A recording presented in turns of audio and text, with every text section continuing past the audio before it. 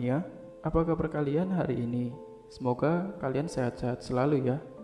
Pada kesempatan kali ini, The Sibling akan menceritakan kepada kalian semua sebuah alur cerita dari film yang berjudul Exodus God's Kings. Film ini merupakan film yang berlatar belakang kepercayaan, terutama bagi para umat Islam, Kristen, dan juga Yahudi. Meskipun film ini banyak mengandung unsur-unsur yang mungkin bertentangan bagi keyakinan para umat beragama, namun mari kita memandang film ini dari sebatas sudut pandang perfilman saja, tanpa harus mengamini apalagi mengimani. So, kalau kalian sudah siap, mari kita mulai alur ceritanya. Film diawali dengan sebuah rapat di mana para petinggi kerajaan Mesir bersiap untuk melakukan sebuah peperangan melawan kaum yang bernama Het. Di dalam rapat tersebut terdapat banyak petinggi, di antaranya adalah Firaun, putra Firaun yang bernama Ramses, yang kelak akan menjadi Firaun juga, dan satu orang pemuda yang menjadi kepercayaan Firaun. Siapakah dia? Tonton terus karena kalian akan tahu siapa dia. Sebelum berangkat ke medan perang, Firaun menyuruh dukun ramalnya untuk membacakan hasil ramalan tentang perang yang akan terjadi nanti. Namun, sang dukun tidak dapat mengetahui hasil ramalannya, melainkan sang dukun hanya bisa mengatakan bahwa dalam peperangan, sang pemimpin perang akan diselamatkan oleh seseorang, dan sang penyelamat tersebut kelak akan menjadi seorang pemimpin. Sang pemuda kepercayaan Firaun yang mendengar ramalan tersebut hanya bisa tertawa, karena dia tidak percaya dengan sebuah ramalan. Setelah itu, Firaun bersiap memberangkatkan putranya yang bernama Ramses bersama seorang pemuda kepercayaannya untuk ke medan perang. Sebelum berangkat, mereka diberi sepasang pedang kembar sebagai sebuah simbol persaudaraan dan agar mereka saling menjaga satu sama lain. Sesampainya mereka di medan perang, Ramses segera mengatur siasat untuk memulai penyerangan. Setelah siasat diatur, segeralah mereka menyerang perkemahan kaum Het tersebut. Namun sayang, dalam penyerangan itu, rupanya Ramses salah perhitungan dan menyebabkan nyawa Ramses hampir terbunuh. Tapi selamat berkat ditolong oleh pemuda kepercayaan Firaun tersebut. Atas kejadian itu, baik Ramses maupun pemuda tersebut menjadi terfikirkan akan ramalan yang dikatakan oleh peramal mengenai seorang pemimpin yang diselamatkan dan penyelamatnya akan menjadi seorang pemimpin. Sampai di titik ini, apakah kalian sudah tahu siapakah pemuda tersebut? Ya, dia adalah Musa. Nah, kaget kan kalian? Terus tonton biar tahu ya. Sepulangnya mereka dari istana, baik Ramses maupun Musa memutuskan untuk tidak terlalu memikirkan hal tersebut dan menganggapnya sebagai sebuah kebetulan. Setelah itu, Ramses diperintahkan oleh ayahnya untuk melakukan inspeksi ke sebuah proyek pembangunan di daerah yang bernama Paitom. Namun Musa menggantikan Ramses untuk pergi ke Paitom. Di Paitom, Musa melihat banyak kesewenang-wenangan yang terjadi kepada para budak. Dan Musa juga mengetahui bahwa para pejabat di kota Paitom banyak melakukan tindak korupsi, dan Musa berniat untuk melaporkannya kepada Firaun. Saat Musa memeriksa kondisi para budak, Musa mengadakan perbincangan dengan mereka. Namun salah satu budak sepertinya mengetahui bahwa Musa adalah orang yang telah diramalkan akan menyelamatkan mereka. Saat Musa hendak pulang, salah seorang budak memintanya untuk menemui seorang tetua untuk berbicara di kediaman mereka. Dan Musa pun mengikutinya. Setelah malam tiba, Musa menemui para kaum Ibrani di tempat yang sudah mereka janjikan sebelumnya. Di sana, Musa diberitahui oleh para tetua kaum Ibrani bahwa sebenarnya Musa adalah orang Ibrani dan bagian dari budak juga. Mendengar hal itu, Musa tidak percaya, namun tetua tersebut menjelaskan bahwa Musa sebenarnya adalah anak budak yang diasuh oleh keluarga Firaun karena ia ditemukan di sungai.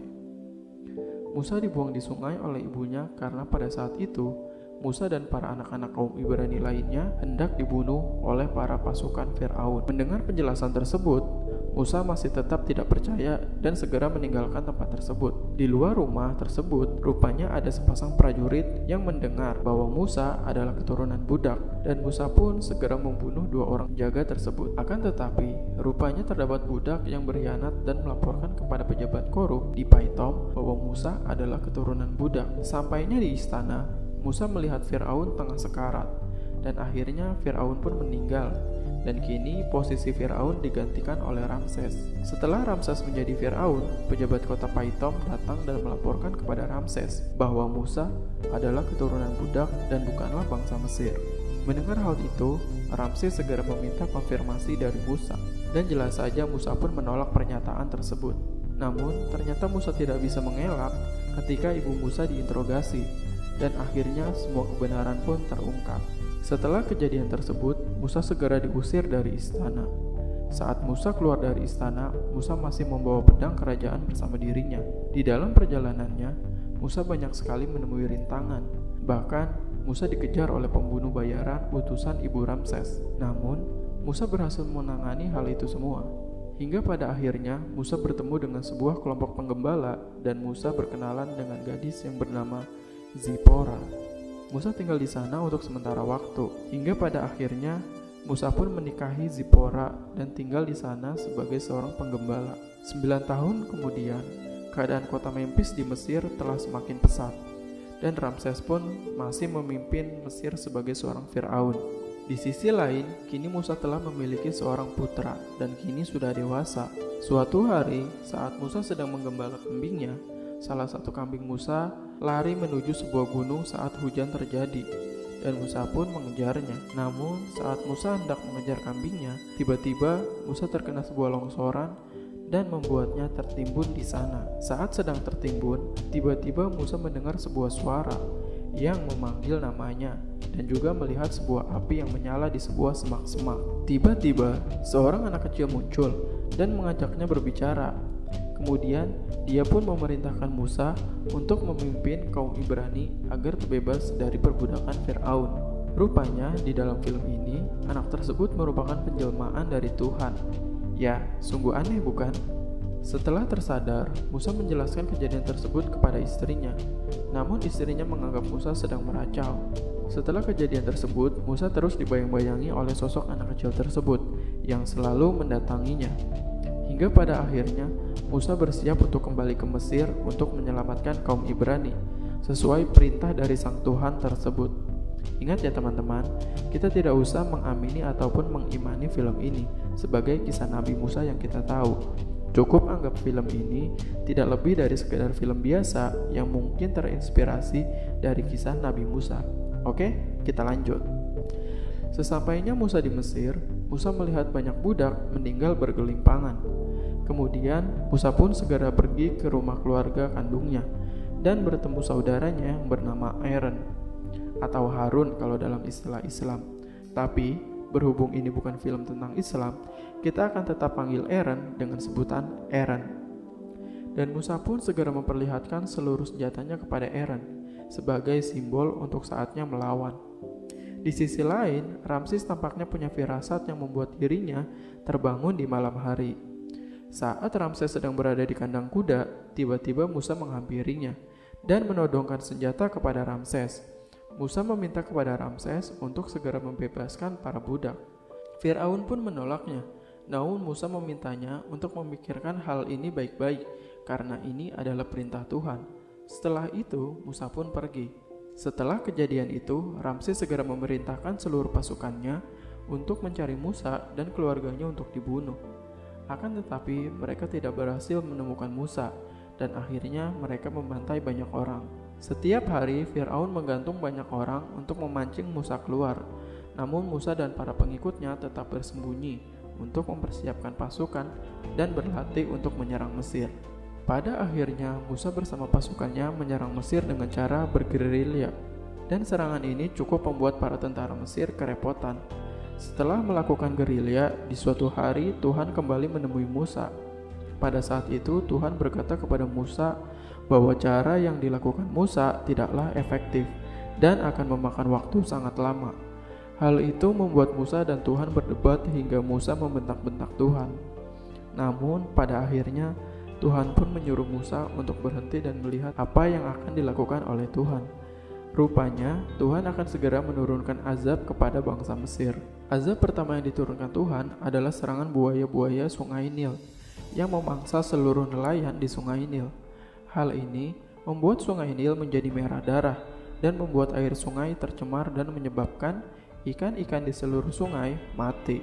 Dukun kerajaan yang diutus untuk membereskan hal itu pun tidak mampu diandalkan.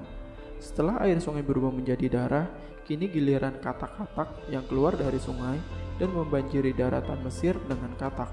Setelah katak-katak keluar dan membanjiri daratan, kemudian katak-katak tersebut mati dan mengundang banyak lalat untuk membawa penyakit. Bahkan, hingga Fir'aun pun terkena penyakit kulit akibat para lalat tersebut.